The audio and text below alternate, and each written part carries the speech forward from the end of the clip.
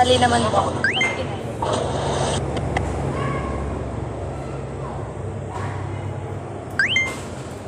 In-invite na kita.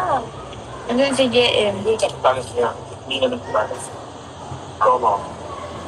Punta ba? I miss you. Ba, hindi kita miss.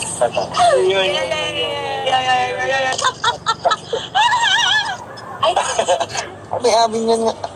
Abing yan siya. Saan kayo? Hi guys! Welcome back to my channel. Ayan, nasa Siquijor na naman ang GM Fiang. Grabe talaga ang schedule ng GM Fiang. Totoo nga talagang sinabi nilang dalawa na talagang marami daw aabangan ng kanilang mga fans sa 2025. Start pa lang January, ngayon nga ay March, ay tuloy-tuloy pa rin ang out of town na ganap ni na GM at Fiang. Kung hindi magkasama, yung mga sariling ganap din sila.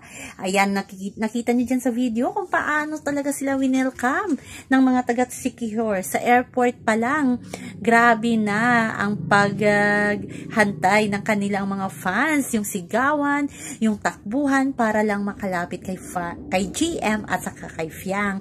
Syempre parang Korean actor at actress yung vibes nilang dalawa. As in, magka-holding hands talaga. So, ano nga ba yan ang totoo? Anong real score sa GM Fiang na yan? So, abangan natin yan guys. Ang more ganap nila sa Siquijor. Yung video muna ay nasa airport kung paano sila winelcome pagdating nila ng Siquijor. So, yan lang po guys ang ating update. Sa ngayon hanggang sa muli.